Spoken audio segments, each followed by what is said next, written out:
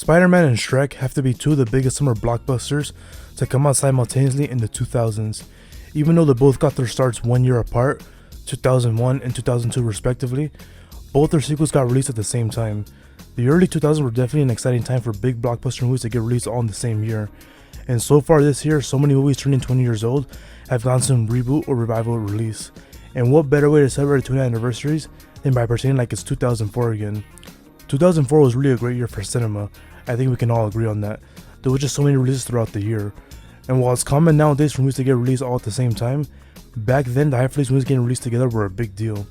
And by re-releasing them 20 years later, this happens to not make it a huge box office turnout and make it into something big again, but also brings back a group of people who normally wouldn't go to the movies straight back to the theaters. And there are a number of reasons why movies get re-released. One is nostalgia. Nostalgia is comfortable, and when generations mature, they often revisit their childhood memories. That's part of why the 20-year nostalgia cycle is so prominent in many industries. You have 25-year-olds looking back at things they liked when they were 5 years old with fondness. It's nice to look back at the past and spending time with familiar things and with characters that you know are safe. For a little while, you can get away from the uncertainty and instability of the current time and revisit some happy memories. The second reason is audience engagement. Re-releases cannot maintain audience engagement and fill screens when there are fewer new releases or lack of blockbuster films at the time. And the third reason is diversity. The re-release strategy is a way for studios to increase the diversity of movie options in theaters and also be marketed to introduce retro movies to new generations. Shrek and Donkey on another whirlwind adventure! If you were born sometime in the late 90s or in the early 2000s, then there's absolutely no way you missed Shrek growing up. And if you had a huge collection of VHS and DVDs, then Shrek was a staple childhood movie of that time. The first Shrek movie was one of the first movies I remember seeing in theaters as a kid, but I was only about 2 years old at the time when the first Shrek movie came out, so I was still really young. Now by the time Shrek 2 came out, I was about 5 years old, so I was actually old enough to remember seeing the commercials on TV, seeing the fast food promotions, and by this time Shrek had become a really big deal, and his face was almost on every product in every store.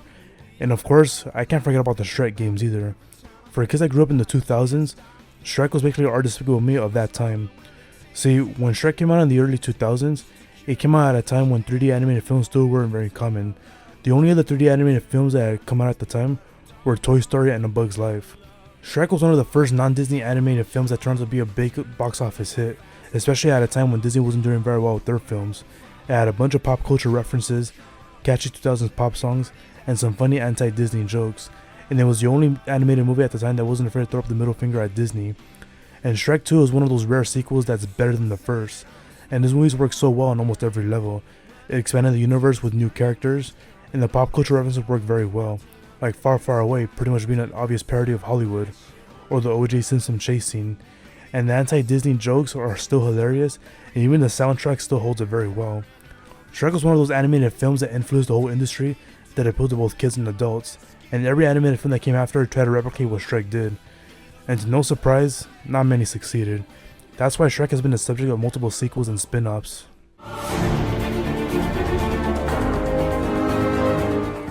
Now, if you know me personally, then you know I'm not the biggest fan of superhero movies, nor of Spider-Man.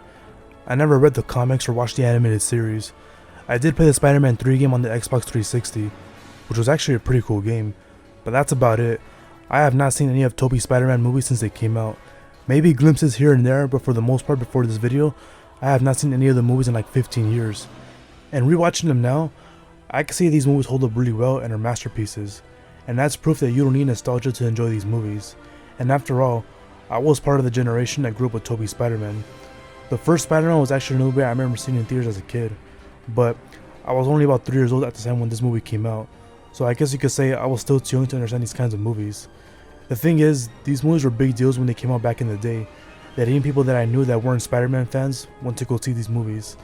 And I will say, these movies are really products of their time that it's really amazing looking back at them. See, before in the 90s, the only notable superhero movies that were popular were the Batman franchise. But by the late 90s, they did start to flame out due to the last two movies being panned by the audience for going over the top in its tone and style. So when Spider-Man first hit theaters in the early 2000s, the movies were credited for redefining the modern superhero genre and setting the template for many successful Marvel movies that followed. And Spider-Man 2 has often been cited as one of the best superhero movies ever made. The third Spider-Man movie, while it was the one that did face more criticism, even that movie has its own defenders who argue that it's an ambitious and thematically a rich entry in the trilogy. even if the execution wasn't even at times. Overall, the Spider-Man movies from the 2000s are some classic superhero movies that redefined the genre, and Tobey Maguire's portrayal of Peter Parker is iconic, and the film's mix of action, romance, and humor has struck with a crowd of audiences, and personally, I'm glad I watched all three of them. There are so many things from these films that are still relevant, even though they're 20 years old. They're a global phenomenon that has left a cultural impact that has been endured through generations, and of course, our capitalist society knows how to milk that for everything that's worth. That's why early 2000s fashion has been making a comeback, and that's why all of your favorite childhood shows will eventually be turned into mediocre live-action movies. And since these movies have been followed up in some form, the hype for these movies has long faded away into the waves of reboots and remakes, and releases like this nowadays are all nothing but common. And I think all this re-release strategy is a test to hype up people to see if they still love these movies. And seeing all these re-releases did very well at the box office, I think it will encourage these studios to make new Spider-Man and new Shrek movies, which has already been confirmed that Shrek 5 will be released in 2026, as well as a Donkey spin-off movie confirmed by Eddie Murphy himself. We'll be doing it this year. We'll finish it up, and there'll be another Shrek is coming out. And there's a Donkey. Donkey's going to have his own movie. We're going to do a Donkey as well. So we're going to do a Shrek, and we're doing a Donkey. We'll probably never have another year stacked with movies like 2004 ever again. And it was definitely an experience watching both movies in theaters again. And it would definitely be cool if DreamWorks did more of these 20th anniversary re-releases with their upcoming movies that will be turning 20 years old soon. And these movies will still continue to stand the test of time as long as fans remember them fondly. Well, Bibbity, Donkey is still a pain in the neck, but don't you think it's ironic that we're talking about an ass, and yet you still have to say pain in the neck?